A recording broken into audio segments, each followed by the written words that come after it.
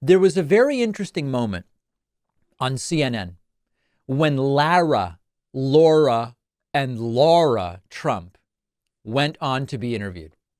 And what was so interesting about this moment, and the reason I want to show it to you, is that Lara Trump was confronted with Donald Trump's claims of voter fraud, not so much generically, but specifically when it comes to mail-in ballots.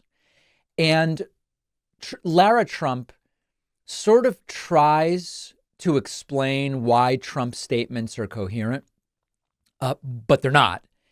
And it is really a reminder that when these claims are subjected to any serious scrutiny, they fall apart, particularly in the context of what happened during the debate between Trump and Harris on Tuesday night, when it was so egregious and outrageous for Trump to say, I did win 2020 or whatever, however he phrased it.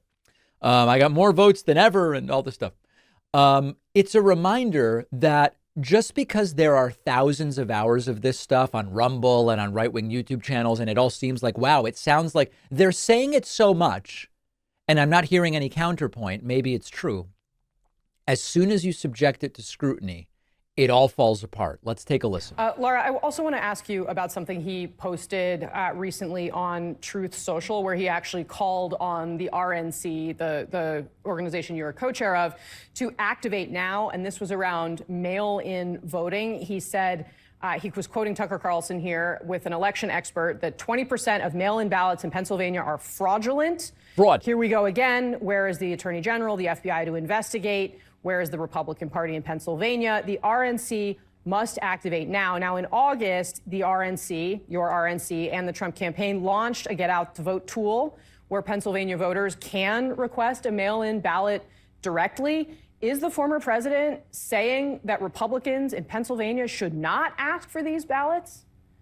And no, quite the opposite. Donald Trump wants every voter, no matter if you're voting Republican, Democrat, or third-party candidate, to feel comfortable that you can vote. 20% of them are fraudulent? He's specifically referencing information from the 2020 election. What we're talking about right now is making sure that every vote matters and every vote counts. And I've worked very hard. What information do we have? RNC. What evidence is there that 20% of the mail-in ballots in Pennsylvania in 2020 were fraudulent? I didn't see that report, so I'd have to go back and look at it. So I can't directly speak to that. But what I can tell you is we've What a surprise. worked very hard on the ground at the RNC to make sure every voter in this country feels like when you cast a ballot, whether it's via mail, whether it's early voting in person, or whether it's on election day in an election office around the country, your vote matters and your vote counts. And Donald Trump very much wants every Republican voter to vote however they feel most comfortable, and every voter in this country to vote however they feel most comfortable. So I would have to go back and look at that. I have not studied that. Now, I'm not going to pick on CNN, but I want to point out a couple different things that are important to mention here.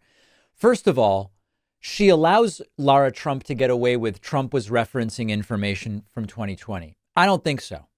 If you actually look at the post, Trump didn't seem to be saying this was a problem back in 2020. Trump seems to be saying that this is a problem now, and it's about why now we have to do this, that, the other thing, and invoke all of these different major actions in order to stop the illegal votes and all of this different stuff. I think Lara Trump was let off a little too easy on that. But more importantly, this whole concept of Donald just wants everybody to vote however they're most comfortable.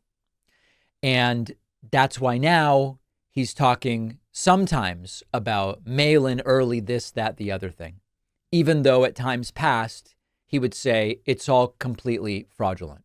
You have to apply a filter. You know, sometimes we say looking at the world through rose-colored glasses. You have to apply a filter of what's actually best for me. In 2020, Trump calculated anything other than same day in-person voting is bad for me. Why? COVID.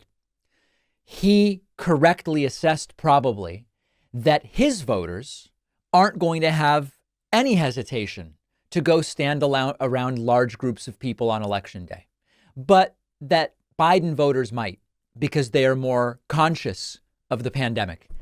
And so Trump calculated, if I try to shut down every other way to vote that doesn't expose people to pathogens and say you must go in and stand around the big crowds, it probably helps me. That's the filter, the prism through which Trump saw it.